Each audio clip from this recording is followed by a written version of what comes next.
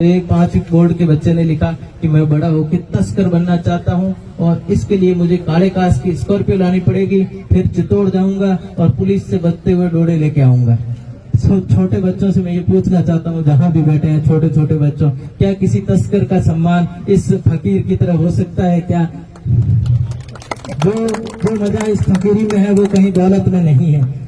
तो मैं यही कहना चाहता हूँ कि बहुत ज्यादा पैसा इकट्ठा करना या गलत तरीके से धन कमाने से अच्छा है ईमानदारी से आपको जो भी काम मिला है वो कीजिए। मांस मिट्टी का मुझे कर्ज, मेरे ऊपर कर्ज है, तो जहाँ भी मैं रहूंगा कोई भी दौड़े पोती और साफे वाला आदमी या धोती वाला आदमी आएगा तो मैं खुद खड़ा होकर उसको सम्मान ऑफिस में बुलाऊंगा। ऐसा मेरी इच्छा है। मैं कभी बचपन में यहाँ इंदौरों में भेड़ बकरियां चराते थे हम लोग, और जब छोटा था तो दादाजी और मैं डाबले जो पायला के अंदर नदी है वहाँ पर बेरी में ऊंट गाड़ी से पानी लाने जाते थे, तो हमने गांव की ये परिस्थितियां हम सब ने देखी है। तो जो छोटे बच्चे हैं 7वीं 8वीं 9वीं 10वीं 11वीं 12वीं, मैंने ये देखा है कि अपने परिवारों के अंदर 7वीं 8वीं के बाद में बच्चों को किसी काम पे भेज देते हैं। ये सोचिए कि मेरे पिताजी अगर डोडे लेते थोड़े बहुत और नशा करते तो क्या मुझे वो पढ़ा पाते? मेरे दादाजी अगर नशा करते और अपने सारे पैसे अपने नशे में अगर उड़ा देते तो क्या मैं पढ़ पाता? आप सब पेरेंट्स को एक बात बोलनी है कि बच्चों के भी कुछ अधिकार है। उनके पहले 20-25 साल तक उनको उनका पूरा समय दीजिए, उनको उनके पूरे अधिकार दीजिए, उनको पढ़ने का पर्याप्त मौका दीजिए, उनको उनका हक दीजिए। अगर आपको पता है सरकार में रिटायर होने की उम्र 60 साल है। मैंने यहाँ देखा है अपने यहाँ लोग 30 साल की उम्र में घर बैठ जाते हैं और 12 साल के लड़के को होटल पर बर्तन मांजने के लिए भेज देते हैं। ये मेरे लिए बहुत खतरनाक बात है। इससे बुरा कुछ भी नहीं है। एक बच्चे से उसका बचपन छीनना सबसे खराब बात है। मैं आप सबसे यही गुजारिश करता हूँ, अपने किसी भी बच्चे को 15 साल से कम में, जब तक वो अपनी 10वीं की पढ़ाई नहीं कर ले, उसको किसी काम पर नहीं भेजे। एक और बात है, पढ़ाई को लेकर मैं अपनी पढ़ाई की बात सुनाता हूँ। मैंने यहाँ डाबली नाडी से प्राथमिक और उच्च प्राथमिक शिक्षा पूरी करने के बाद कुचामन सिटी नागौर से 9वीं 10वीं 11वीं और 12वीं की पढ़ाई साइंस में की। उसके बाद में मैंने आईआईटी की तैयारी की 1 साल। मेरा आईआईटी में सिलेक्शन नहीं हुआ, मैं 2 बार आईआईटी में फेल हुआ।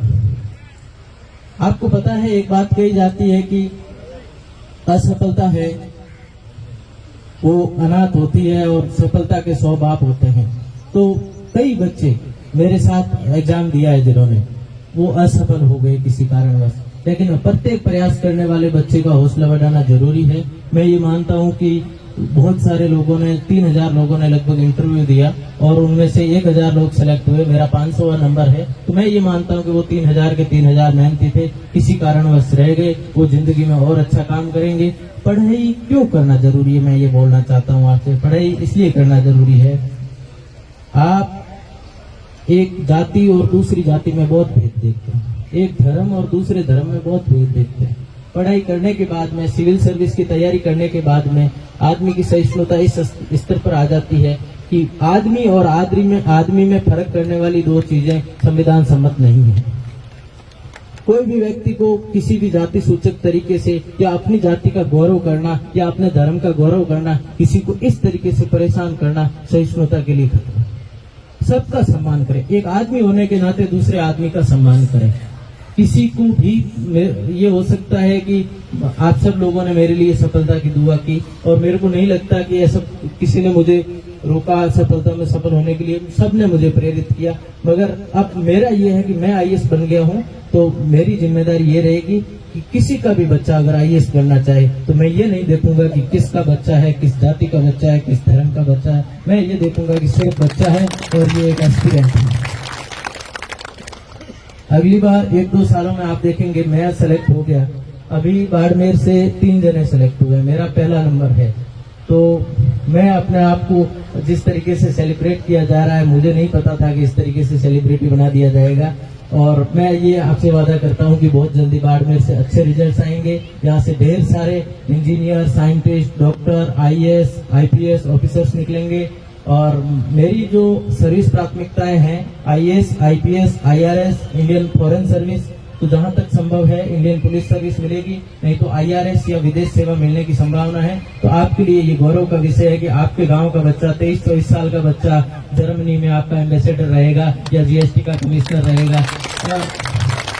एक बात मैं आपसे बोलता हूँ, आप इस मिट्टी का मुझे कर्ज, मेरे ऊपर कर्ज है, तो जहाँ भी मैं रहूंगा कोई भी धोले पोती और साफे वाला आदमी या धोती वाला आदमी आएगा तो मैं खुद खड़ा होकर उसको सम्मान ऑफिस में बुलाऊंगा। ऐसा मेरी इच्छा है। मैं कभी भी गांव से आए हुए आदमी के साथ सरकारी कर्मचारी की तरह पेश नहीं आऊंगा, परिवार के सदस्य की तरह पेश आऊंगा। पढ़ना क्यों जरूरी है बच्चों? पढ़ना इसलिए जरूरी है कि लोकतंत्र में राजनेता या जो सरकारें बनती है वो सरकारें 5 साल के लिए होती है। राजनेता होते हैं, उनका नाम होता है।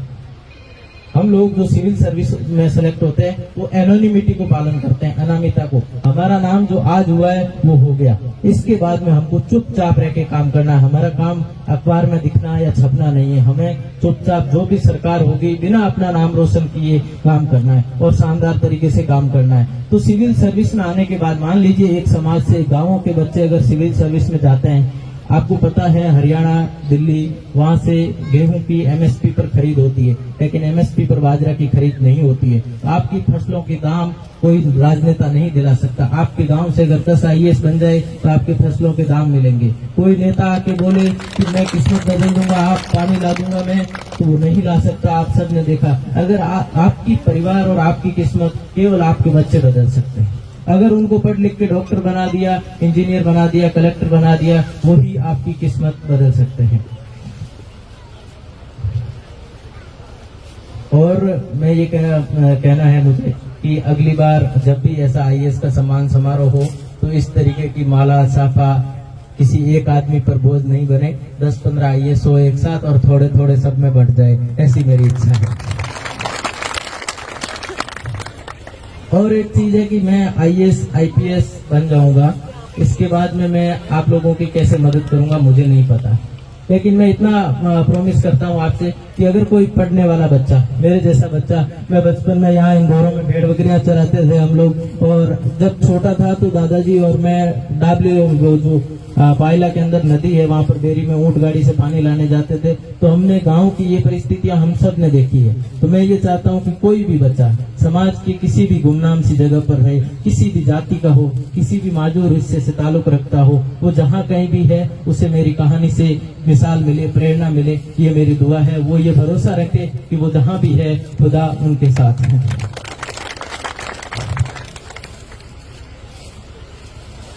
दूसरी बात यह है कि ये सम्मान मुझे नहीं मिला, मेरी मेहनत को मिला है। हर आदमी पैदा होता है, मुझे पता है हम लोगों की एक फिक्स जीवन की अवधि है, एक दिन आते हैं फिर चले जाते हैं, लेकिन जो छोटे बच्चे हैं उनको ये समझना है कि अपना नाम रोशन करके जाना है, उनको बहुत अच्छी पढ़ाई करनी है। कुछ दिन पहले अखबार एक सोशल मीडिया पे पोस्ट वायरल हो रही थी कि आप बड़े होके क्या बनना चाहते हैं, तो एक 5वीं बोर्ड के बच्चे ने लिखा कि मैं बड़ा होके तस्कर बनना चाहता हूँ और इसके लिए मुझे काले कास की स्कॉर्पियो लानी पड़ेगी, फिर चित्तौड़ जाऊंगा और पुलिस से बचते हुए डोरे लेके आऊंगा।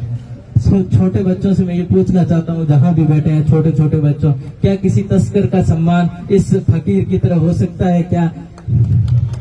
जो मजा इस फकीरी में है वो कहीं दौलत में नहीं है। तो मैं यही कहना चाहता हूँ कि बहुत ज्यादा पैसा इकट्ठा करना या गलत तरीके से धन कमाने से अच्छा है ईमानदारी से आपको जो भी काम मिला है वो कीजिए, माँ और मिट्टी की सेवा कीजिए, यही मेरा कहना है। एक कविता के साथ मैं अपनी बात पूरी करता हूँ।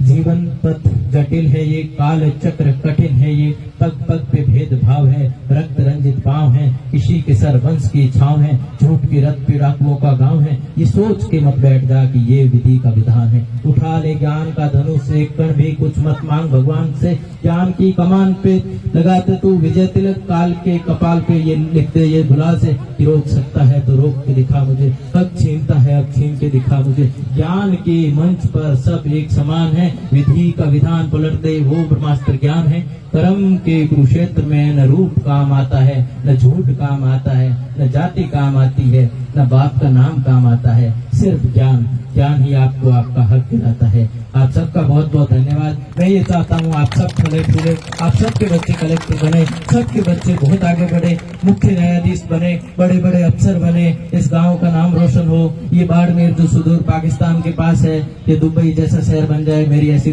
शुभकामनाएं हैं आप सब लोगों को। मैं हमेशा तैयार रहूंगा, मुझे जो भी काम दिया जाएगा बड़े लोगों की तरफ से मैं वो सारे काम करूंगा और बच्चों के लिए मैं हमेशा उपस्थित रहूंगा। बहुत बहुत धन्यवाद। Thank you so much. एक बार जोरदार ताली बजा के आसिफ जी का सम्मान और